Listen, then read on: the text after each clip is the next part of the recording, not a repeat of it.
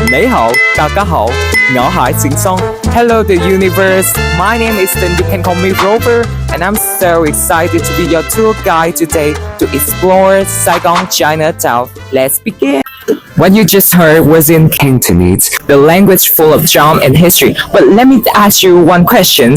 Do you know that which ethnic group in Vietnam primarily speak Cantonese? Yes, you're right. That is the Hoa community living in Chợ Lớn downtown. A lot of Vietnamese people often say lá cà thì quận nhất, sống thì ở quận 3 và ăn uống thì ở quận 5. This is basically translated into an English version: partying in D1, living in D3, and eating in D5. And you know, this a humorous way that the local people often describe the vibrant district of Saigon. You know, each district had its own unique identity, and District 5 stands out of them as a blend of history, culture, and culinary delight. But before we begin, let's take a few moments to appreciate its own unique identities, okay? The story of Chợ Lớn, or Big Market, dates back to the late 17th century when waves of Chinese migrants who wanted to escape political upheaval and economic hardships in China sought refuge in southern Vietnam. They also brought us a lot of invaluable skills, rich traditions, communities, cultures, and a vibrant entrepreneurial spirit in order to settle in what would become the bustling area of Chợ Lớn. Back in the day, traders from all over came together and built what we now know as phố Chợ Lớn, a bustling Chinatown. But it wasn't just by chance, it was shaped by the 40 richest and most influential people of the time. Let me name to you a few of them. There's Hứa Bổn Hòa, famous for his generosity and the stunning buildings he left behind. Then there's Wat Nam, the merchant who founded the iconic Bình Tây Market. We cannot forget Trương Văn Bình, who completely revolutionized the shop industry, and MVie Tr, a powerhouse trader who helped make Chợ Lớn the economic hub it still is today. And thanks to their vision and determination, Chợ Lớn remains a vibrant place that continues to inspire others. Now, let's come to our first destination, Bình Tây Market. Let's go back in time to the early days of Saigon. There was a trading area we often call the New Market, where the merchants came together to exchange their goods. However, as Saigon grew, the new markets become more and more overcrowded and couldn't keep up with the city bustling life. Aware of this problem, a generous Chinese merchant named Wat Nam decided to take the matter into its own hands. He personally made investment into the construction of a brand new market to be a place that would not only accommodate the city growth, but also be the symbol of, you know, the architectural style of that time. And so Bình Tây Market was born as a blend of history and French and Chinese architectural styles. As you walk into the market, your eye will be naturally be drawn to the towering structure at the center. This impressive central hall adds charm and character to the market. As you can see, its side features a log, adding a touch of elegance and functionality to the structure. Right here at the central hall of the Bình Tây Market, there will be a lovely courtyard, a little escape from, you know, the bustling activity around you. And at this courtyard, you will see there's a statue of Mr. Wat Nam, who the man who makes the markets become reality. And people often believe that this statue must be a gratitude to his generosity and vision. And this somehow reminds us of, you know, like the rich and the cultural history of Bình Tây Market. 5 minutes later. With the 5-minute walk from Bình Tây Market. Now we are at Thiên Hậu Pagoda, located at Nghĩa An Street. Thiên Hậu Pagoda is built with materials from China, which showcases somehow, the craftsmanship and the artistry of the Chinese craftsmen, and is considered as one of the largest and the oldest Chinese architectural style temples in Vietnam. And you can see here, Thiên Hậu Pagoda had its own unique architectural style that is we often call the unique cell architectural style with interconnected halls that resemble some characters in Chinese history, symbolizing, protection, devotion, and, like unity. Now let's come inside together. Can I call you Rose? Cause you're sweet like a flower in bloom.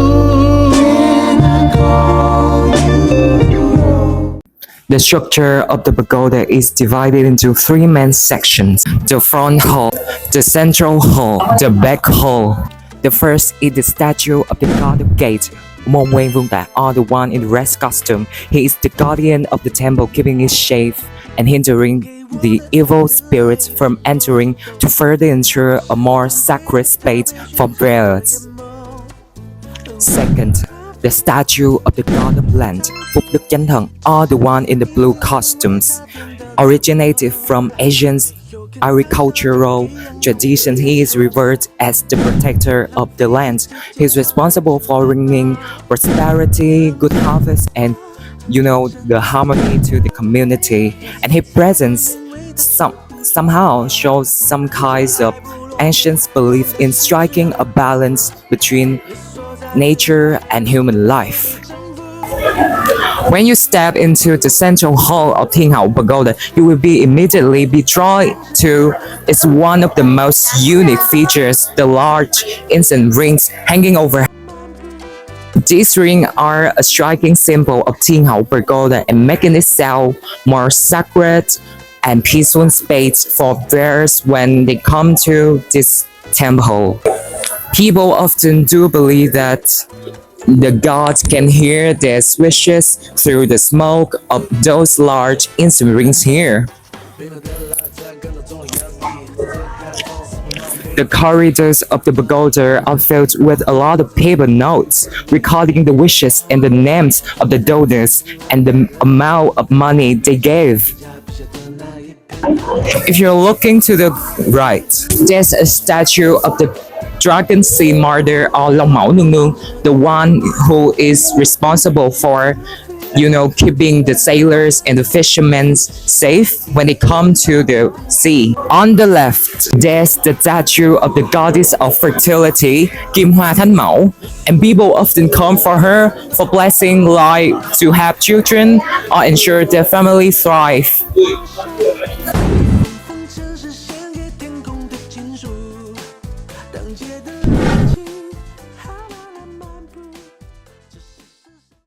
Ladies and gentlemen, now we are at Hội quán Nghĩa An, or what people often call Miếu Ông, or sometimes people call it Assembly Hall.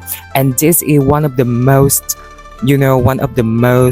important and historic sites located in Ho Chi Minh City.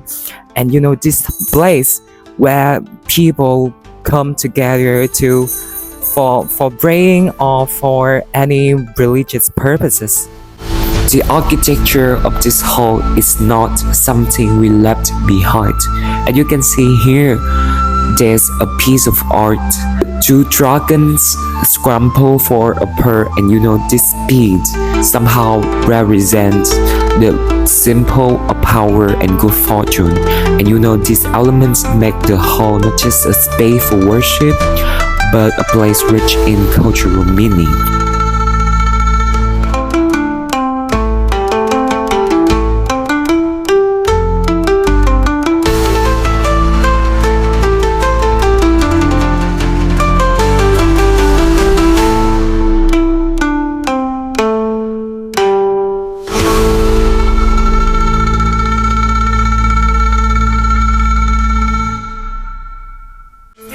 When you step into the front hall of MVie Temple, you will see a special shrine for the red hair, or the Gwangyu legendary war heart. And what makes it really unique is a ritual many visitors will join after burning incense at the shrine. And people line up together to crawl under the belly of the red hair statue, a tradition believed to bring good protection, luck, and strength, just like the quality Wang Yu himself represents.